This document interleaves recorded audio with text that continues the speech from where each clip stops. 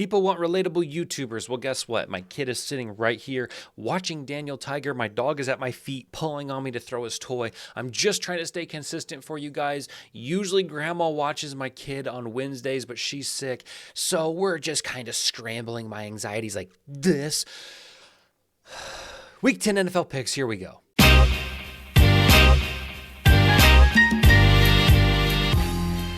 Before we get to the Week 10 picks, I wanted to give you an update on our record so far. The main thing you need to see is my high confidence green picks are 6-4 on spread and 6-2 on total for a positive record. That's great. Everything else we can ignore, all right, and for good reason, because they're not doing that well. 18-24 overall on spread picks, but again, at least I'm recognizing where I'm not confident. And for the totals, 6-4, 12-12, much better overall, 26-18. Let's see if we can get the spread turned around for Week 10. We start with a Thursday night matchup. Two teams that no one cares about. Two teams battling for potentially the number one draft pick. The Panthers visit Chicago, and here's the deal. My picks are going to be over 39.5 in this one because the Panthers can't stop anybody, and the Bears, they're not much better either. And I do like the Bears minus 3.5. Justin Fields is still questionable in this one. Who knows if he's going to play? I don't think he should. I think Badgett has been playing well enough that he can come in and he can potentially dominate this Panthers team. So one I'm not too interested in, but I think a lot of points could be scored, especially on Chicago's side. And I think it's a good bounce back spot for Chicago, and they could cover that 3.5 pretty easily. I remember the days where the Colts and the Patriots meant Tom Brady versus Peyton Manning. It no longer is even close to that. We have Gardner Minshew versus Mac Jones, and this game is being played in Germany. This is not a Patriots home game. Colts have found some rhythm the last few weeks, and as far as offense, they're scoring points, but their defense has been horrendous. Last week, they did force 3 interceptions, and their defense actually led them to a victory in Carolina. I don't know if that's going to happen again. Ultimately, I don't know what this team is going to show week in and week out, but I do think the Colts are the hotter team.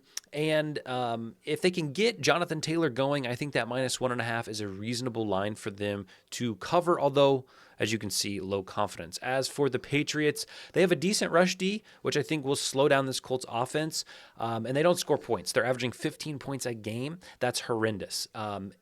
However, their matchups have been somewhat difficult besides the Commanders last week. I thought they would destroy the Commanders, and they lost outright. So too many questions for both teams in this one. I think the under 43, especially being an early game in Germany, is the side, although with these two defenses, we're moving on. You see it, the extra most bestest Green Beans Go pick of the week is the under in this game, but let me talk about why I also have high confidence in the Bengals minus 6.5. So the Texans come in, and they have 3 games where they've scored 30 points this season, and they have 3 games where they've been under 20 points. All 3 of those under 20 were on the road. Last week, they struggled against Tampa Bay, allowing Tampa Bay to score over 30 points on them. Now, they did come away with a victory, and Stroud did come away with ridiculous stat line, 470 and 4 touchdowns. I just don't think that is going to be possible against this Bengals defense. No team has scored.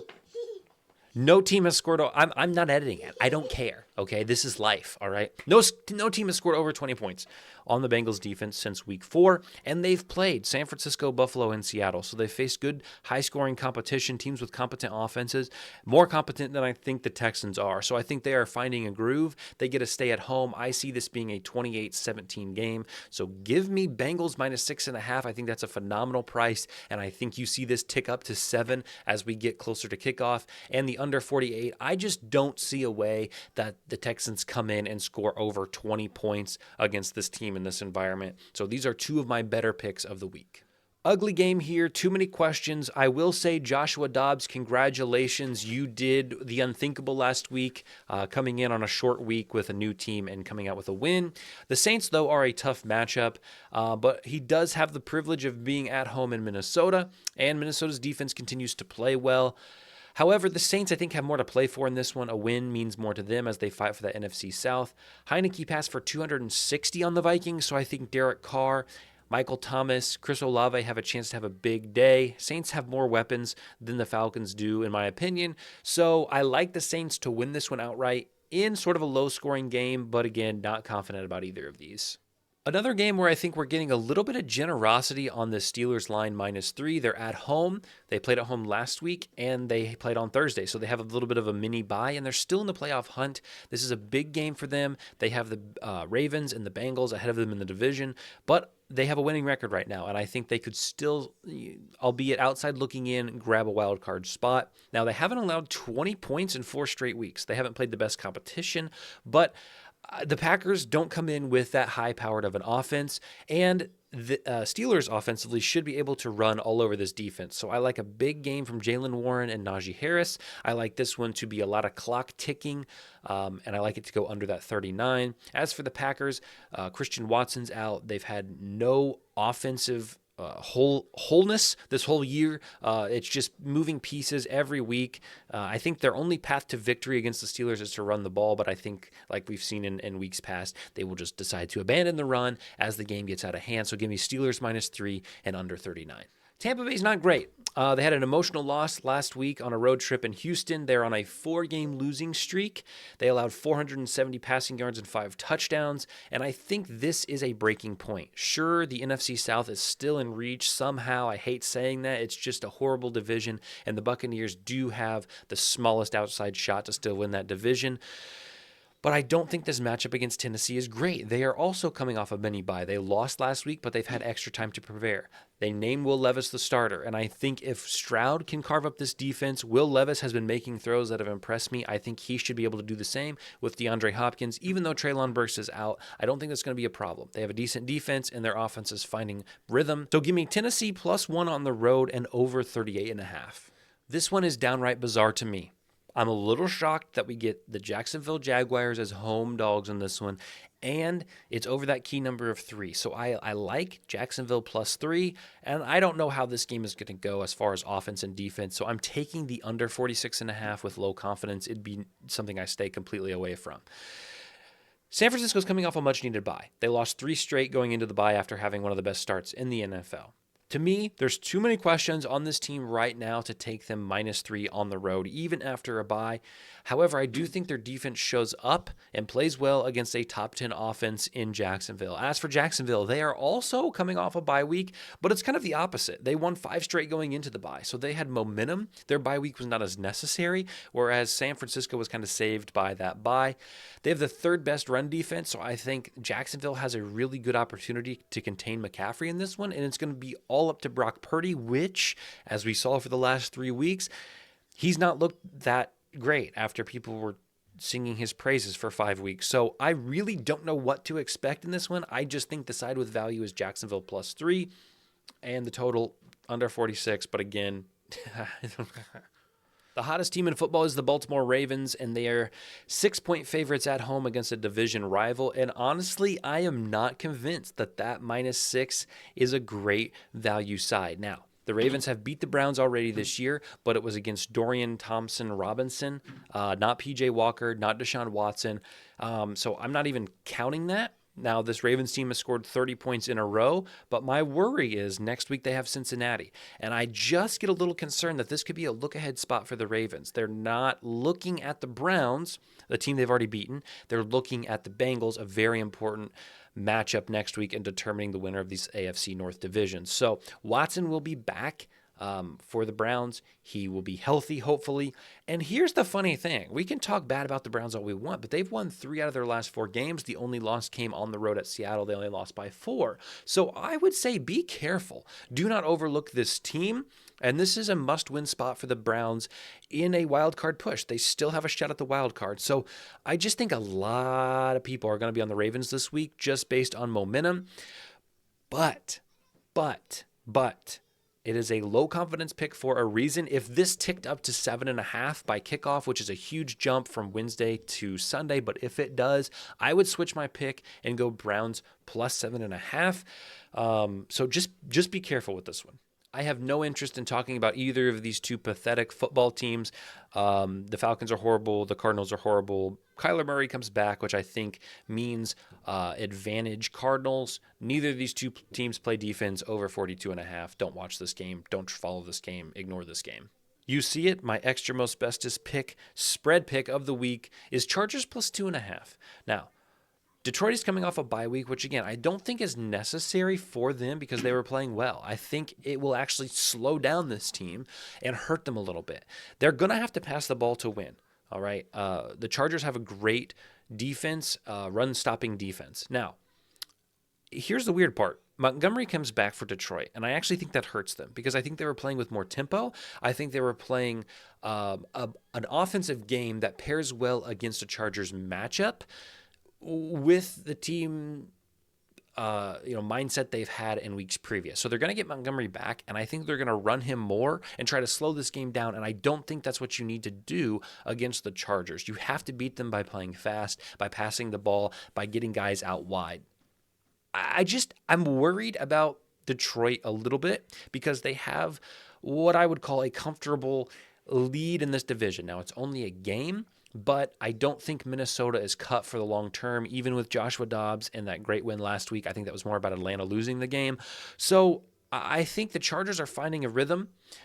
They have lost quite a few games this year, but have only lost by more than 3 one time, and that was to Kansas City on the road on Arrowhead, one of the hardest places to play in the NFL. Their defense is finding a groove. They're stopping the run. They blew out the Jets. They scored 27 points on the Jets, which has a solid defense on Monday Night Football. I just think all the pieces are in place. They're finally healthy. So Chargers plus 2.5 is my best bet of the week as far as spreads.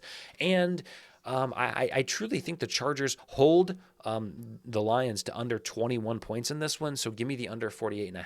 Another game I'm not interested in discussing, 16.5 is an insane number for the National Football League. That's the only reason I would take it. I'm not betting $1 on this game. I don't see any value at all. I would say over. I would say plus 16.5 in a divisional matchup. That is an insane spread line. Daniel Jones is done for the year. Tommy DeVito starts. The defense has looked average this year until last week when the Raiders put up 30. I don't know what to talk about. I'm not going to talk about anything. We're moving on. Commanders visit the Seahawks after a obliteration last week to the Ravens, but I do like them in this spot to win by more than 6. They're contending for the NFC West. I think this is a perfect bounce back spot against a very soft opponent, and they need to find offensive rhythm, which is something they could not find last week against the Ravens, and the Commanders are a perfect team to do that, too, allowing over 30 points a handful of times this season. Now, the Commanders are fresh off a win to the Patriots, which is not super impressive. Howell is looking like a competent quarterback, but I don't think this is an easy matchup. Although Seattle's defense is not highly ranked, I think they have very competent corners. I think this will be a hostile environment in Seattle, and I think Howell could struggle in this one. Now, here's the funny thing about this. I think the crowd plays a big role in this game. The Niners play at 1 o'clock. If the Niners lose to Jacksonville at 1 o'clock, the whole stadium, the Seahawks, everybody's going to be aware of that. And if Seattle wins this game, they'll be at the top of the division. So I just think if we can get the Jaguars to win that game at 1 o'clock, this -6 becomes almost green. I think they play with a little more freedom, knowing, we win, we're in first, we lose, we're still tied. I really think the Niners playing at 1 does manipulate this game in a little bit. So keep your eye on that. But ultimately, I think Seattle puts up 28 points in this one, and I think Washington finds a way to score, 18 points. So give me the over and -6 in this game. The Sunday Night Football game primetime is the Raiders and the Jets, potentially a Garoppolo Aaron Rodgers matchup that has turned into an Aiden O'Connell Zach Wilson matchup. Over 36.5, I think, is a good spot. Both of these defense have struggled as of late, and I don't think the Jets on the road is a good spot for their defense. They play much better at home. And the Raiders, you never know what you're going to get week to week with the Raiders. However, I do think they have something to play for this week. They have a new coach. Aiden O'Connell is starting, and he's looked good in the starts that he's had. But I do think the Jets find a way to score on this defense. I don't know what the point of this game is. None of these teams are really playing for anything. They're not going to get a high draft pick. They're not going to make the playoffs. So it's just kind of that middle ground of what are we doing? So I think the Raiders win this one outright. So give me plus 1.5 for the Raiders. And I think both of these teams can get to 20 points. So give me the over. The Monday night game. The Bills have let me down this year. Potentially the biggest letdown team of the year for me and the team that has the most question marks in my mind, but I still, in a low confidence bet, would take the -7.5. And maybe that's too optimistic. And if you want to fade that, I don't blame you. Broncos are coming off a bye. They have a 2-game win streak going into the bye. They've held opponents to under 20 points in 3 straight games. So everything is clicking for the Broncos. And it's the exact opposite for the Bills. But the Bills are in a must-win game. All right. End of story. If they don't win this game, Miami is going to take this division. Their offense is sluggish, and I don't know why they refuse to run the ball. If there is a matchup where they can run the ball and should run the ball, it's this game. Stop relying on Josh Allen.